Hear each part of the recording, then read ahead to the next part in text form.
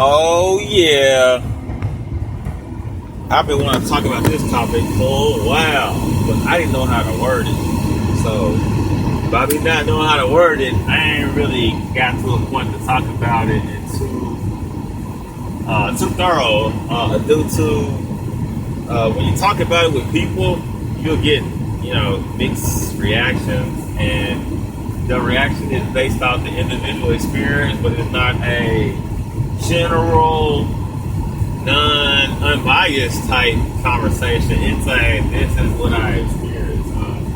I'm gonna call it damned if you do, damned if you don't. I was hanging out with a group of people this weekend, and it was a group of girls, and the girls I was hanging out with, they're from different phases of life.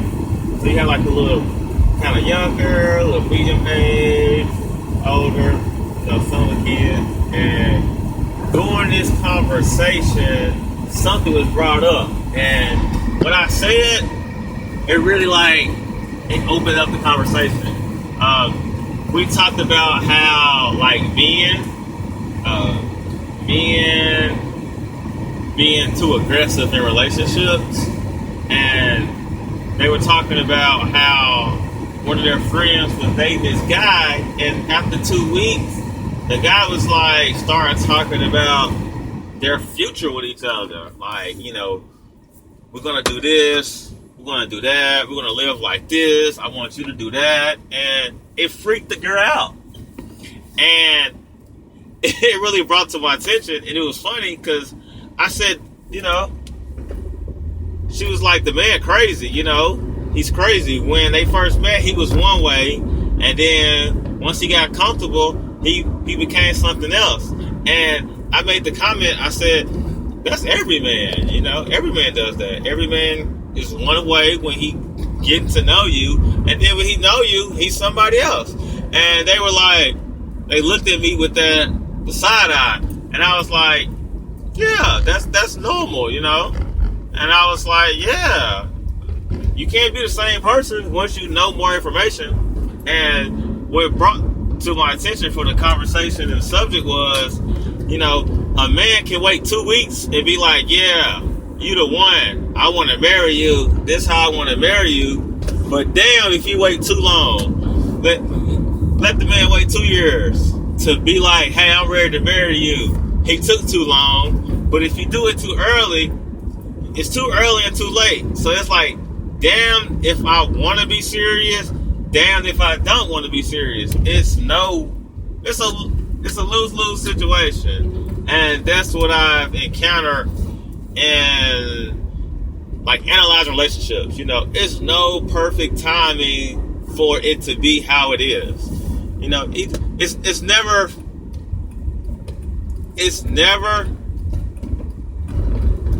never 50-50. It's never equal. It's not supposed to be equal. It's supposed to be a team that equals something. It's not, well, you pay this much, I pay that much. We pay hey, let's get this paid. Teamwork. What are you willing to sacrifice? That's how it's supposed to be. But if a man waits too long, or a man doesn't do what the woman thinks he should do, he loses. But damn, if he do it in the manner that she don't want him to do it, he wrong. So it's one of those lose-lose, I can make you happy and you still be disappointed. I can disappoint you and you're like, well, you don't do what makes me happy. And it's okay. No offense. When it comes to relationships, I feel like the person has the answers to the test. So why do I have to struggle to take the test when you have the answers? Why can't you tell me the answer to the test? I take the test, I pass, we're a good team. But when you want me to struggle taking the test and get frustrated when I don't pass, you're at blame too. When it comes to grades, the grades is a reflection of the teacher and the student. It's not just the student. The student lives with the grade, but it's a reflection of the teacher. If the teacher is giving out a test and the student's not passing, the teacher got to look at themselves and say, hey, my teaching technique's not working. same as the person failing the test, got to say, hey, my study habit's not working. And that's my approach. What I want to really get out there is we get into these situations, and I think most people do it. It's, you don't open up to compatibility. You instantly shut off the compatibility. And I feel like I'm probably guilty of this, really. I'm really guilty of it.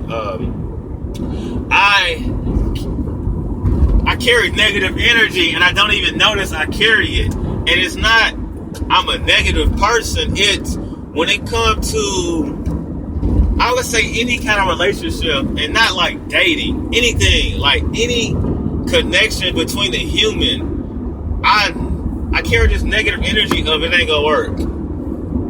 And I don't necessarily display it, but I carry it. And if I'm talking about a relationship to somebody else, they'll notice it. But with the person, no. The person I'll talk about it to, yes. Example, I'll date somebody and I'll talk bad about them to my friends. Okay? I won't talk bad about them to them. I won't do that. I won't do that. Because when I'm in those situations, I look at myself first. I'll be like, well, Michael, you dating this person, you don't like what she doing. You're dating this person. What you gonna do, Michael? And my first instincts is normally like, man, we gotta reevaluate this.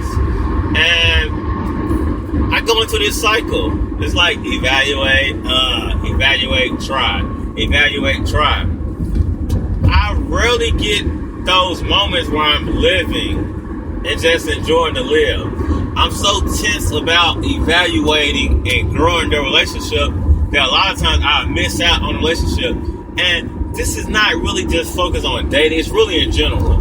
Like friendships, you know. When you were in high school with those friends, you were living until you got closer to the end where you start looking at the relationship and you're like, man, bro, I'm finna go to this school. You finna go to that school. Bro, you going here, you going there. We're not in unison. We're on two different teams now. You know, we have different intentions, different plans, different focuses. And that's one of my struggles with, I guess, my homeboys. All my homeboys in relationships. Somewhat serious. Most married, but some serious. And with my best friend, we connect instantly when we get around each other. To the point, his wife knows, you went off again. She knows. So I'm comfortable being me around them because she knows me and his relationship. And I notice I have other friends who their wife is not comfortable with me. And it's indirectly. It's not, I don't like you, Michael. It's, I don't like who my husband is when he's with you. And it's like, in the back of my head, I'm like, your husband like this all the time. You just don't see it, per se. But like with my best friend, it's like, she seen me. She talks to me. She know how I am. This conversation, she would hear it and say, yep, that's Dolph being Dolph. But as you grow older, people have different focuses. So like with my best friend, when we connect, it's that we know what we're connecting about, you know? We cannot talk and start talking and we already know where we at with the conversation. We can drop the ball, pick it up later and keep on playing. But I noticed in some relationships, you have those moments where it's like somebody is fighting for a connection. And this connection is like, I'll give you an example, it's like Wi-Fi. The connection is equivalent to Wi-Fi. Somebody can change the password and not tell the person. And when they don't tell the person, you're stuck in this, why should I have to ask for the password? You changed it knowing I need it. So it's like a power game now. It's like, oh, okay, I see what you're trying to do. All right. You think I'm dependent on this relationship. I can live without it. I can get my own Wi-Fi. See, it's a disconnect.